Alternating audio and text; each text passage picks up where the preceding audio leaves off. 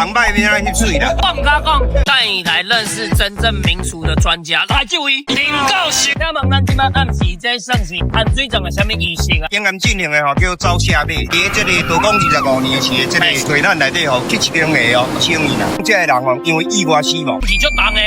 爱关你往死城，请上天吼赦免咱遮提升的民众因财生罪孽啦。因也毋是报业，这天灾嘛，请下官甲皇大帝禀报讲，你看到吼，这道士吼一直遐走，一直点样爬练动，就是讲快马加鞭。